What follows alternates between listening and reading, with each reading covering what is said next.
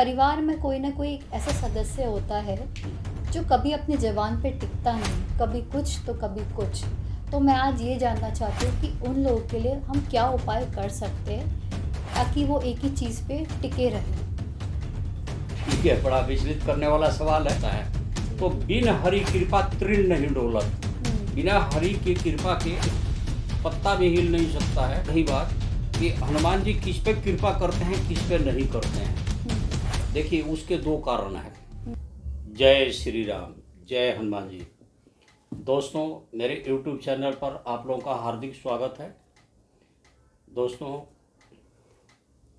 Video की इस श्रृंखला में, इस कड़ी में आज गुड़गांव से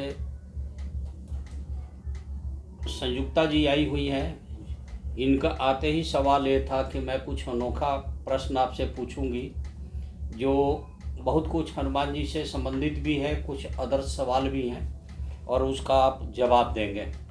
हमने कहा कि भाई अनोखा सवाल आपका क्या रहेगा।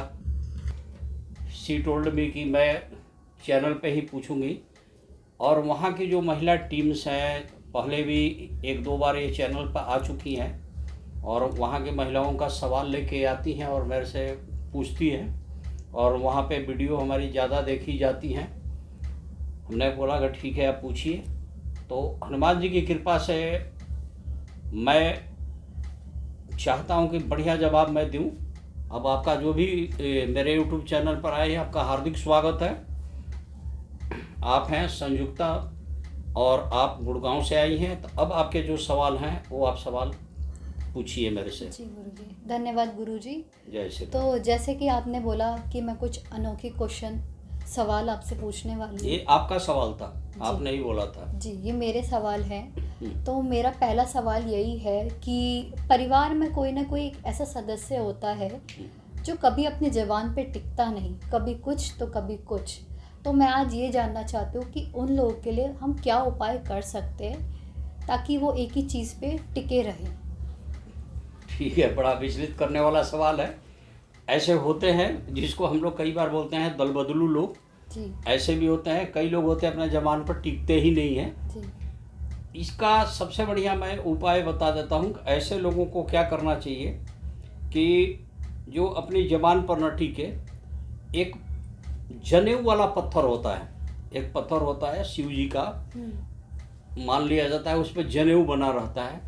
किसी पीपल के पेड़ के नीचे सोमवार या शनिवार को जिस पीपल की पूजा होती है वहाँ पर स्थापित कर दिया जाता है, तो ये समस्याएं कम होती है। उस आदमी के हाथ से ही लगवा दिया जाए, फार बेटर। या कोई परिवार का सदस्य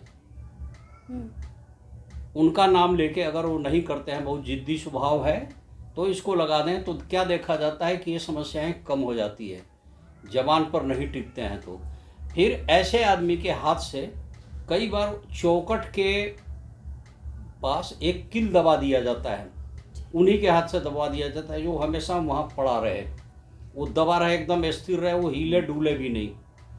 तो इस तरह की समस्याएं कम होती हैं। ये मतलब एस्ट्रोलॉजिकल उपाय बता रहा हूँ, एक टिप्स है। इसको किताबों में ढूंढोगे, ज्योतिष में देखोगे, वास्तु में तो मिलेगी नहीं, लेकिन प्रैक्टिकल में ऐसा देखा गया कि इस तरह से ये हो जाती है जी। और अब आप बताइए, दूसरा क्वेश्चन आपका क्या है? मेरा उससे ही मिलता जुलता एक और सवाल है कि कोई कोई लोग बहुत ही चालवान होते हैं, उनकी प्लानिंग दिन पे दिन बदलती रहती, आज कुछ तो कल कुछ। तो वो लोग एक जगह कैसे स्थिर रह सकते हैं? अगर वो खुद उपाय नहीं कर सकते तो कैसे उनके परिवार वाले उनके लिए उपाय कर सकते हैं? तो मेरा दूसरा सवाल आपसे यही है गुरुजी। देखिए, जिनका दिमाग हमेशा चलायमान रहता है, तो चंद्रमा मन का कारक है। इसका मतलब चंद्रमा कहीं ना कहीं उनका पीड़ित है। चंद्रमा अगर पीड़ित है तो आदमी अपने जबान से लेके या कहीं भी वो स्थिर नहीं रहते। ऐसे लोग हमेशा प्लानिंग बनाते हैं और प्लानिंग पर टिकते नहीं हैं। जी। आज बनाएंगे कुछ और प्लानिंग, 4 दिन बाद जाओगे तो उनकी नई योजना रहेगी, प्लानिंग रहेगी। आमतौर पर राहु की दशा में भ्रामक स्थिति बनती है, आदमी बहका बहका सा रहता है, हवा में स्केल्स बोलते हैं ना कि हवा में हवाई किला छोड़ने की जो आदत होती है, बनाने की आदत होती है, ये राहु की वजह से तो सबसे पहले राहु को कंट्रोल किया जाता है ज्योतिष में। चंद्रमा का भी उपाय किया जाता है। चंद्रमा को शिव जी अपने ललाट पे रखते हैं। मन को नियंत्रण में अगर कोई रखता है तो शिव जी हैं, तो शिव जी की आराधना की जाती है। ऐसे लोगों को क्या करना चाहिए, शिव मंदिर में शिव जी को दूध चढ़ाएं, राहु का जो उपाय है वो अपना करें। घर के उनके जो साउथ वेस्ट का कॉर्नर है, साउथ वेस्ट की जगह है, वहाँ पे ना एक स्थिर पत्थर या पहाड़ का सीन लगा दें जिसमें पानी ना हो साउथ वेस्ट में, तो स्टेबिलिटी तो बनती है, स्थिर रहने की स्वभाव परिवर्तित होता है। और ऐसे आदमी का बेड मैंने हमेशा कोशिश करना चाहिए कि नॉर्थ वेस्ट में ना हो। जो आदमी इस तरह का स्वभाव रखते हैं तो उनका मैंने स्वभाव इस तरह से न रखा जाए तो ज़्यादा अच्छा रहेगा। ठीक है, और कोई क्वेश्चन आपका हो? हाँ गुरुजी, अब मैं कुछ पूजा पाठ से रिलेटेड आपसे पूछना चाहूँगी। जैसे कि मैंने देखा आप हनुमान जी के बहुत बड़े भक्त हैं, आपके पास आपकी यूट्यूब चैनल पे काफ़ी सारी वीडियो है हनुमान जी के लिए। तो मैं ये पूछना चाहूँगी कि हनुमान जी की पूजा सब लोग करते हैं, पर जो लाभ है वो हर इंसान को नहीं मिलता। कुछ लोग को बहुत लाभ मिलता है, कुछ लोग को बिल्कुल लाभ नहीं मिलता। तो किस तरह से हम पूजा पाठ करें, क्या सही तरीका है पूजा करने का कि हमें पूजा हनुमान जी की पूजा करके लाभ मिले? देखिए, इसका जवाब सुन लीजिए।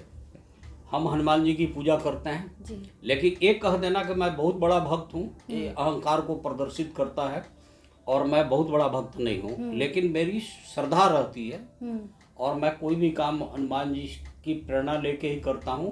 अब प्रभु श्री राम और हनुमान जी के नाम से जो काम करता हूँ तो बहुत कुछ हमें सफलता भी मिलती है। लेकिन एक कह देना कि मैं ही सबसे ज़्यादा सफल हूँ, ये भी सही। अभी एक से एक लोग बैठे हुए हैं जिन पर हनुमान जी की साक्षात कृपा है। अब रही बात कि हनुमान जी किस पे कृपा करते हैं, किस पे नहीं करते हैं। देखिए, उसके दो कारण हैं। एक शब्द आती है, आप हिंदी समझ जाती हैं? जी बिल्कुल। प्रारब्ध एक शब्द होता है कि पूर्व जन्म में मैंने कौन सा कर्म किए थे और कैसा किए थे और क्या क्या हमारे को अभी भुगतना है इस जन्म में, वो भुगतना ही है।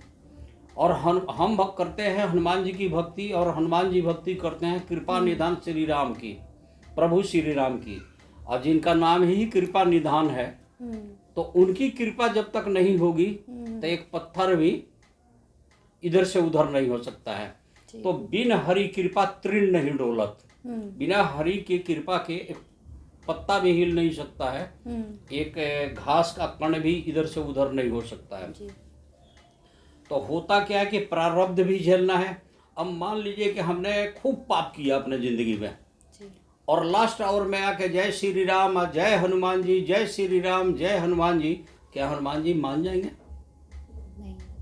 रोज लोग ये बेजुबान जानवरों के ऊपर चाकू घुमा रहे हैं, निर्दोष, बेजुबान, असहाय, पीड़ित, घायल, बीमार, कोढ़ी, अंधा, और अपने मद में, घमंड में, अपने पद की गरिमा में, चाहे जिस वर्चस्व में वो हों, उनका अहंकार जो है पीड़ित कर रहा है गरीब को, दीन दुखिया को, किसी को।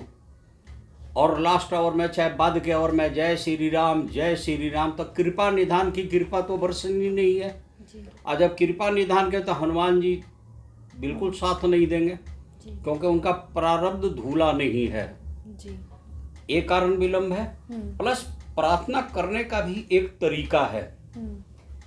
आदमी प्रार्थना करने का एक तरीका है, बुरा नहीं मानना। जैसे आपके साथ मेरा स्नेह जुड़ा हुआ है, आपसे मेरे को भी लाभ है कि आपके क्षेत्र से बहुत लोग मेरा वीडियो देखते हैं, आप लोग आते भी हैं, आपके द्वारा भेजे गए लोग भी आते हैं, हमारा भी चल रहा है ठीक ठाक। तो आपका फर्स्ट प्रायोरिटी मैं देता हूं। आपका फ़ोन आया तो सुनवाई जल्दी होना। मेरे स्टाफ भी सबसे पहले प्रायोरिटी आप लोगों को देते हैं, वो नोट कर लेते हैं। हम शाम में कहीं से भी आए तो गुरुजी वहाँ से फ़ोन आया, मैं ज़रूर कॉल तुरंत करता हूँ।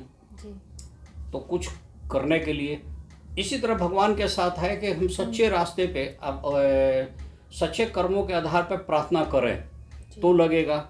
अब बेमन से, अब जैसे एक आदमी जो है भगवान को तो मान ही नहीं रहा है, मंगलवार को भी नॉनवेज खा लेना है, बृहस्पति को भी खा लेना है, शनिवार को भी खा लेना है, पाप कर्मों में लिप्त है। अब पत्नी बेचारी हनुमान जी की पूजा के मेरे पति की ये कल्याण करे, उनका प्रमोशन हो जाए, तो उनका मनवांछित जगह ट्रांसफर हो जाए, तो उनका नाम रोशन हो। अब आप देखिए दोनों तरफ से जिसके लिए किया जाता है, एक शब्द सुना है ना, कर्ता क्रिया कर्म जी, तो कारक ग्रह भी एक चीज है, और जिसके लिए किया जाता है वो कितना सत्यवान है, आस्थावान है, तो सुनवाई में विलंब भी हो सकती है या नहीं भी होगी। अगर आप सच्चे मन से हनुमान जी की आराधना करें, पूजा करें, हनुमान जी के कर रहे हैं यानी प्रभु श्री राम का कर रहे हैं, श्री राम जी का कर रहे हैं, तो हनुमान जी ऐसे ही खड़े हैं साथ में, संकट मोचन है, वो मोचन करेंगे ही आपके संकट का। तो ये सब चीज़ों के ऊपर भी बहुत कुछ डिपेंड करती है विलम्ब होने का। ठीक है, और कोई सवाल हो तो बताइए। जी गुरु जी बिल्कुल। मेरा आखिरी सवाल यही रहेगा आपसे, स्वास्थ्य से रिलेटेड। आजकल हमारी पीढ़ी, बूढ़े लोगों को, हर लोगों को ये बीमारी बहुत ज़्यादा पाई जाती है, जॉइंट पेन की, आर्थराइटिस की, जिसमें मैंने देखा है जवान से जवान लोग बैठे बैठे काम करते पूरे दिन, बूढ़े लोग ये इस परेशानी से बहुत ज़्यादा जूझ रहे हैं। तो वास्तव में आप ज्योतिषी के थ्रू, आप कुंडली के द्वारा आप बता देते उपाय, पर जिन लोगों के पास कुंडली नहीं है वो लोग ऐसा क्या करें कि उनको उसका फल प्राप्त हो? देखिए, आपका सवाल था ज्वाइंट पेन, बाय, गठिया, जो भी आप बोल सकें जी, इसका हल ज्योतिषीय, एस्ट्रोलॉजिकल, यही जानना है ना। तो देखिए मैं बता दूं, नॉर्मली ये बीमारी उनको होती है जिनकी जन्म कुंडली में सूर्य और केतु एक साथ हो या शनि खराब हो जी, तो रोग दे देता है जी। एक तो ये मैंने आंख बंद करके बोलने वाली बात ये है, और भी कई कारण है जिससे ज्वाइंट पेन की शिकायत आती है जी। और ये है तो बहुत कष्टदायक। गठिया बाय, कमर का दर्द, हड्डी का दर्द, हमेशा बीमार रहना। ज्योतिष शास्त्र में इसके कई उपाय है। शनि के दान से संबंधित है, केतु की शांति कराने का उपाय है, शनि को शांत करने की उपाय हम लोग बताते हैं। इसमें हनुमान वाहक की भी पूजा की जाती है। हनुमान वाहुक तुलसीदास जी के द्वारा रचित है और उसका पाठ किया जाता है। जो लोग किसी कारण से पाठ नहीं कर पाते हैं वो सुन सकते हैं। इसमें वो भी बहुत काम करता है हनुमान वाहुक। और इसमें काली चिट्टियों को जैसे पंजीरी दे देना, शनि महाराज का तेल, तिल, लोहा, उड़द दान करना शनि का, इन सब चीज़ों से रिलेटेड जो निगेटिव ऊर्जा आ रही है उसका एडॉप्ट नहीं करना, कपड़ा मतलब इस तरह के नहीं पहना, धुआं वगैरह से केतु का अट्रैक्शन ज़्यादा बढ़ जाता है, उन सब चीज़ों से परहेज करना, कई उपाय हैं तो इससे हो जाता है। अब सवाल आ रहा है कि जिनकी कुंडली ही नहीं है जी, तो कुंडली नहीं है तो एस्ट्रोलॉजर क्या करते हैं कि या तो हस्तरेखा देखते हैं, मैंने हथेली देख के उस पर हाथ की लकीरों से निकालते हैं कि इनका कौन सा ग्रह खराब है, किस ग्रह का क्या उपाय करने से क्या चीज़ होगा। किसी मान लिया एस्ट्रोलॉजर को नहीं आती हस्तरेखा या वो भी संभव नहीं है, तब प्रश्न लगन भी एक शब्द होता है, क्वेश्चन टाइम के अनुसार से निकाल के बनाया जाता है। थोड़ा बहुत जो लोग फोरहेड साइंस जानते हैं वो मस्तक के लकीर से भी निकाल लेते हैं बहुत कुछ कि इसका ये उपाय है। लेकिन इसमें सबसे बढ़िया जो उपाय होता है, उगते सूरज को प्रणाम करना, काली चींटियों को पंजीरी देना, मछलियों को आटे की गोली देना, चिड़ियों को सतनाजा देना। ये तो जिन्हें शुक्रवार को लक्ष्मी जी को खीर का भोग लगाना और उस दिन खटाई नहीं खाना, जैसे टमाटर है, नींबू है, आम का अचार है, चाहे कोई भी चीज़, इससे परहेज करना। क्योंकि शुक्र से भी हड्डी से संबंधित बीमारी देखी जाती है, शनि से भी है, शनि का उपाय मैं पहले बता दिया। सूर्य और केतु के मिलन से भी ये बीमारी निकल जाती है, सामने आती है। तो इन सब उपाय को अगर आप करते हैं तो इसमें बहुत कुछ आपको सुधार होगा। हनुमान वाहुक का पाठ जरूर करना चाहिए। किसी कारण से या किसी खास मजबूरी से जो लोग हनुमान वाहुक का पाठ नहीं कर सकें वो कम से कम वीडियो चला के सुन तो सकते हैं जी। ठीक है, तो इसका कोई समय निर्धारित है कि इस समय पे ही देखिए, हमें शुद्ध करना अवस्था में सुबह आदमी नहा धोवा के जब पूजा पाठ करता है तो शुद्ध अवस्था रहती है। जी। करने को तो शाम में भी लोग कर सकते हैं, इमरजेंसी में कुल्ला वुल्ला कर लें, लेकिन जितना शुद्ध आप सुबह रहेंगे जी। नहा धोवा के, उतना शाम को नहीं रहता आदमी। तो इस तरह से ये करना चाहिए। लेकिन ड्यूटी पेशा वाले के लिए दिक्कत होती है, सुबह भागम दौड़े, जैसे आप ही हैं, आप वर्किंग लेडीज हैं, जी।